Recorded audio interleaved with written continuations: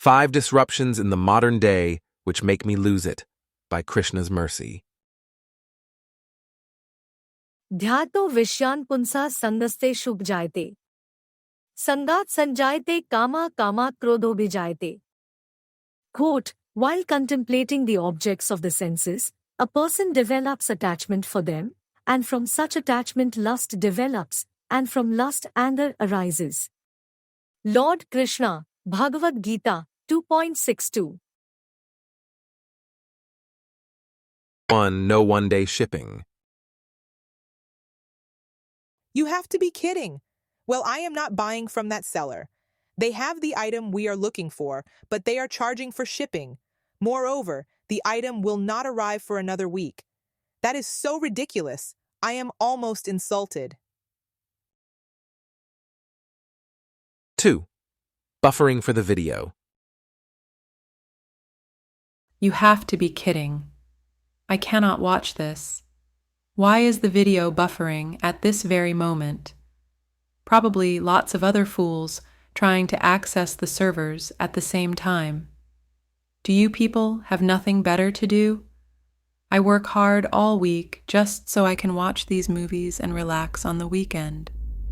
I don't need your interference. 3. Food not yet delivered. You have to be kidding. We placed the order over an hour ago. The tracker shows their delivery car stuck in a certain spot. Well, I don't know if they are stuck or if something is wrong with the tracking. I am seriously hungry. In this amount of time, I could have driven to the restaurant and picked up the food myself. Oh, no one picking up the phone. You have to be kidding. You call me 5 times a day during the worst possible moments. Whenever I am busy, whenever I am doing something, whenever I need focus and attention, you find a way to bother me. And then whenever I call you, you don't pick up the phone. Just ridiculous. 5. The tire pressure warning in winter. You have to be kidding. I have done nothing wrong. Parking the car in the garage should not be causing additional problems. Every time I leave to go run some errands, that stupid warning light comes on. How have the tires lost pressure? I get it that it is cold outside, but that should not make a difference. His Divine Grace. A.C. Bhaktivedanta. Swami Prabhupada explains that people have become hardened by material life, and due to this condition, they are not so interested in religion. It is not difficult to understand, especially with philosophical support from Shastra. The more objects the senses dwell upon, the more potential points of distress there will be. A single object of attention can cause me to lose my mind, as shown in the above review. If I am angry, if I am upset, if my attention is on something causing me frustration, why will I have interest in something philosophical?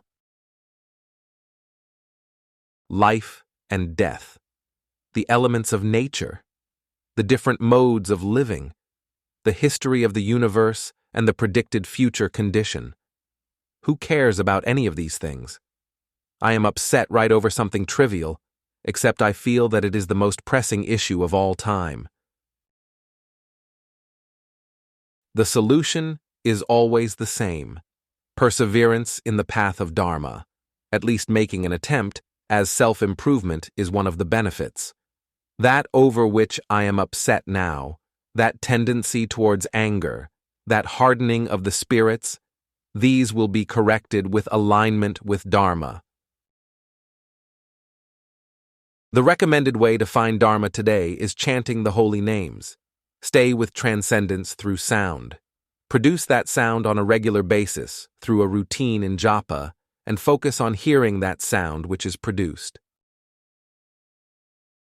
At a minimum, the result is nivritti through this pravritti. Through the positive, active engagement of chanting the Mahamantra, there is simultaneous negation of unwanted behavior. There is slow detachment from the objects of the senses.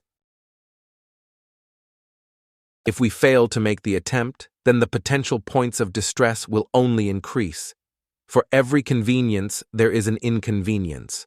With every inconvenience, there is more over which to be upset, whereas the conveniences get taken for granted. I come to expect the facilities moving forward, and any disruption will further harden me to the life experience. That experience can be blissful. That is the potential. The individual is Ananda in its composition.